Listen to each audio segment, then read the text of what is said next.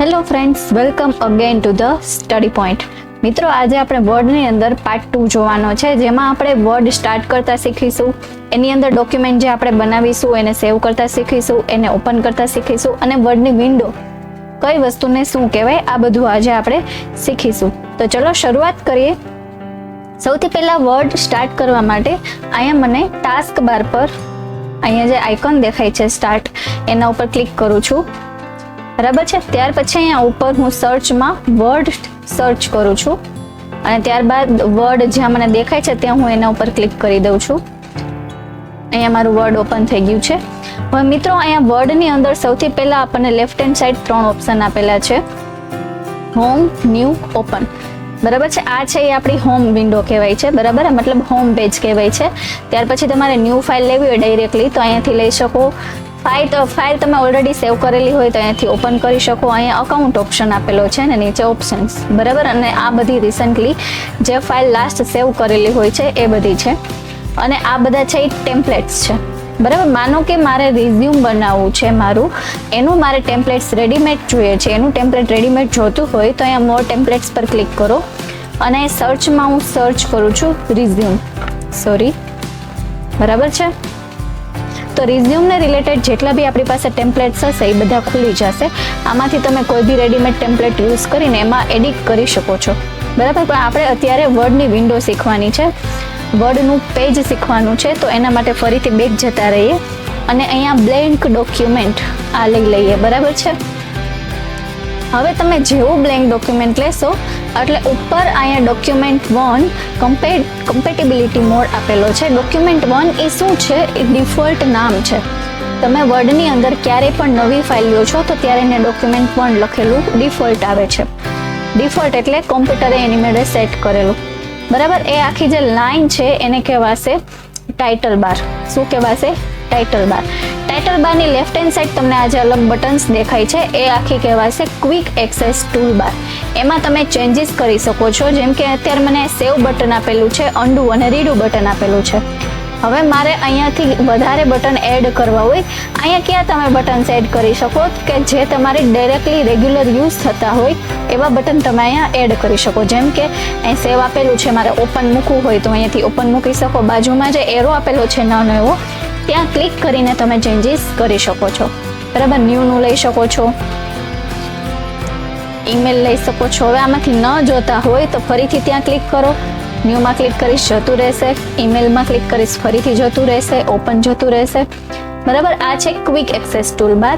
વચ્ચે આપેલું છે ડોક્યુમેન્ટ 1, એ ટાઇટલ આપેલું છે પેજનું. બરાબર છે, અને રાઈટ હેન્ડ સાઈડ તમારું નામ આપેલું છે.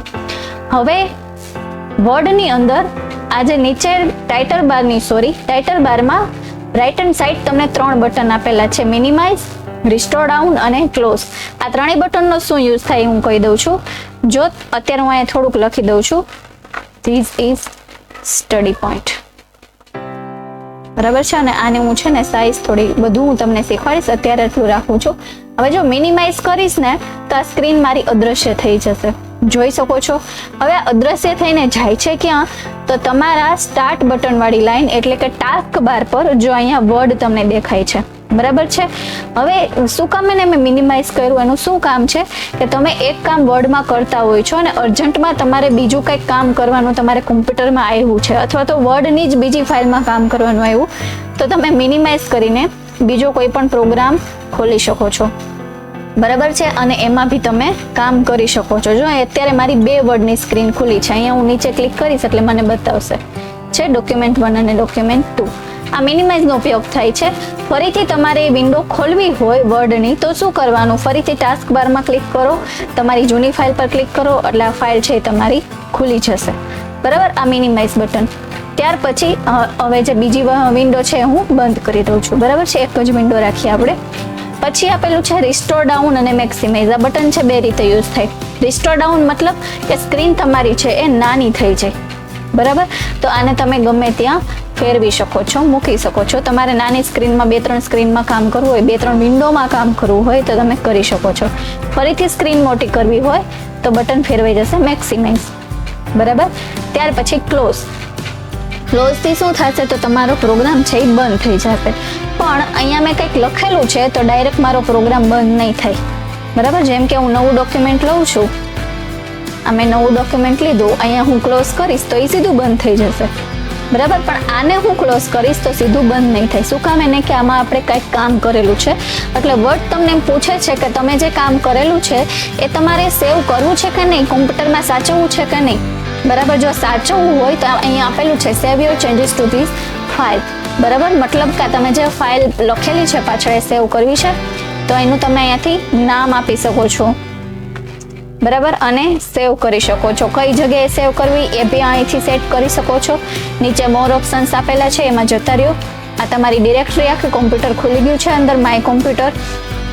અહીંયાથી તમે કોઈ પણ જગ્યાએ તમારી ફાઇલ છે એ સેવ કરી શકો છો, બરાબર. જેમ કે ડાઉનલોડ છે, ડોક્યુમેન્ટ્સ છે, અથવા તો ધીસ પીસીમાં કોઈ પણ ડ્રાઈવમાં તમે સેવ કરી શકો છો. તો તમે કોઈ પણ જગ્યાએ, દાખલા તરીકે અત્યારે હું ડેસ્કટોપમાં સ્ટડી પોઈન્ટ નામથી ફાઇલ છે એ સેવ કરું છું, બરાબર છે. અને અહીંયા ઓકે આપી દો. હવે ડાયરેક્ટ કેમ બંધ થઈ ગયું? તમ કે આપણે ક્લોઝ ઉપર ક્લિક કરેલું હતું એટલે બંધ થઈ ગયું, બરાબર છે. હવે અહીંયાથી આપણે સ્ટડી પોઈન્ટની ફાઇલ ગોતીએ. ડેસ્કટોપ ઉપર જે આપણે સેવ કરેલી હતી એ ફાઇલ, જો અહીંયા સ્ટડી પોઈન્ટનું ફોલ્ડર બની ગયેલું છે, એ ઓલરેડી મેં બનાવેલું હતું. અને અહીંયા સ્ટડી પોઈન્ટ એની અંદર ફાઇલ આવી ગઈ છે. જો હું આના ઉપર ડબલ ક્લિક કરીશ ને એટલે ફાઇલ ડાયરેક્ટ ખુલી જશે, બરાબર છે. સોરી, આ ફાઇલ નથી આપણી સ્ટડી પોઈન્ટની બીજી ફાઇલ બનેલી હશે. જો અહીંયા રે હું વચ્ચે સ્ક્રીનમાં મૂકું છું એટલે તમને લોકો પ્રોપરલી જોઈ શકો, બરાબર છે. આના પર ડબલ ક્લિક કરું છું એટલે ફાઇલ આપણી ખુલી ગઈ, બરાબર છે. હવે આ ક્લોઝ બટન તમે શીખી લીધું. ત્યાર પછી આ file, home, insert, draw, design, layout, આ બધું જે લખેલું છે એને કહેવાશે મેનુ બાર, બરાબર. આ અલગ અલગ મેનુ આપેલા છે. જેમ કે તમે કોઈ રેસ્ટોરન્ટમાં જમવા ગયા હો છો તો ત્યાં કેમ અલગ અલગ મેનુ આપેલા હોય, જેમ કે સાઉથ ઇન્ડિયન છે, કોન્ટિનેન્ટલ છે, બરાબર. પછી ફાસ્ટ ફૂડ છે, અલગ અલગ તમને મેનુ આપેલા હોય ને એની અંદર ડિટેલ્સ આપેલી હોય. એવી જ રીતે આ મેનુ આપેલા છે તમને બધા. અને નીચે આ જે તમને જાડી એવી પટ્ટી દેખાય છે ગ્રે કલરની, એને કહેવાશે રિબન, બરાબર. માથામાં નાખવાની રિબન નહીં મિત્રો, આને કહેવાશે રિબન, બરાબર. જે મેનુ પર ક્લિક કરો એની રિબન છે એ અલગ અલગ ખુલે છે. જેમ કે ઇન્સર્ટ પર ક્લિક કરશો તો રિબન ફરી જશે. ડ્રો, ડિઝાઇન, લેઆઉટ, બધા મેનુની રિબન છે અલગ અલગ છે, અને બધા મેનુનો યુઝ છે એ પણ અલગ અલગ છે, બરાબર છે. તો આ શું થયું? આપણી રિબન, એને રિબન કહેવાશે. ત્યાર પછી નીચેની સાઈડ તમને આ જે નાની નાની ગ્રે પટ્ટી દેખાય છે, 1 2 3 લખેલું દેખાય છે. લેફ્ટ હેન્ડ સાઈડ ઊભી પટ્ટી દેખાય છે. આ આડી છે અને ઊભી છે, એ બંનેને રૂલર કહેવાય. શું કહેવાશે મિત્રો? રૂલર, બરાબર. હવે રૂલરનો શું ઉપયોગ થાય? તો તમારે તમારું માર્જિન સેટ કરવું હોય પેજનું. જો હવે અહીંયાથી આ તમે જોઈ શકો કે અહીંયાથી એક્ઝેક્ટ ધીસ ચાલુ થાય છે, બરાબર. હવે માનો કે હું એને થોડી એવી આગળ પાછળ કરીશ તો એ છે એની જગ્યા ફેરવી નાખશે. જુઓ છો તમે? આ રીતે તમે એનું માર્જિન સેટ કરી શકો, બરાબર. અહીંયાથી બી લાસ્ટમાં બી તમારે કંઈ લખવું હોય તો જો અહીંયાથી નીચે આવતું રહેશે,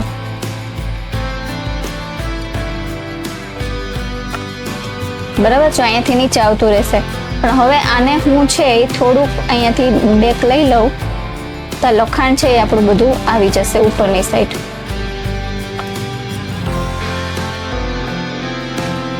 સોરી, અહીંયા મારે સ્પેસ મૂકવાની જરૂર લાગશે. ઓકે, થઈ ગયું. તો આ રીતે તમે રૂલર છે તમારી સેટ કરી શકો છો. એ જ રીતે તમને અહીંયા લેફ્ટ હેન્ડ સાઈડ ઉપર બી રૂલર આપેલી છે, જ્યાંથી તમે તમારું ટેક્સ્ટ અહીંયા આટલી જગ્યા મૂકીને સ્ટાર્ટ થાય છે. એવી જ રીતે એન્ડમાં બી આપેલી હોય છે. તો આ તમે તમારું માર્જિન સેટ કરી શકો છો. અને રાઈટ હેન્ડ સાઈડ આ જે આપણને લાઈન આપેલી છે એને કહેવાશે વર્ટિકલ સ્ક્રોલર, બરાબર. વર્ટિકલ સ્ક્રોલર, બે પ્રકારના સ્ક્રોલર આવે, એક વર્ટિકલ આવે અને એક હોરિઝોન્ટલ આવે. આમાં આપણને વર્ટિકલ આપેલું છે, બરાબર. વર્ટિકલ એટલે ઊભું, હોરિઝોન્ટલ એટલે આડું. ચલો હવે આપણે આ જોઈ લીધું રૂલર. આને શું કહેવાશે? વર્ટિકલ સ્ક્રોલર, બરાબર. અથવા વર્ટિકલ સ્ક્રોલ બાર બી તમે આને કહી શકો. અહીંયા ઉપરના એરાથી અપ જઈ શકો, નીચેના એરાથી ડાઉન આવી શકો, આવી રીતે બી ક્લિક કરી શકો. હવે ત્યાર પછી આ જે કોરો ભાગ છે એને કહેવાશે વર્ડનો ટેક્સ્ટ એરિયા, જ્યાં તમે તમારું કાંઈ પણ લખાણ છે એ લખો છો. સોરી, બરાબર છે. હવે ટેક્સ્ટ એરિયામાં જે આ બ્લિંકિંગ થાય છે એને કહેવાશે કર્સર. બરાબર છે? એ કર્સર તમે જેમ જેમ લખતા જશો એમ એ આગળ જતું જશે. બરાબર છે? એને શું કહેવાશે? કર્સર. ત્યાર પછી નીચેની લાઈનમાં તમને આપેલું છે સ્ટેટસ બાર. સ્ટેટસ બારમાં સૌથી પહેલા પેજ 1 of 1, મતલબ કે તમે અત્યારે એક પેજમાં છો. માનો કે હું બીજું પેજ લઈ લઉં, અત્યારે અમે બીજું પેજ લઈ લીધું તો પેજ 2 of 2 બતાવે છે.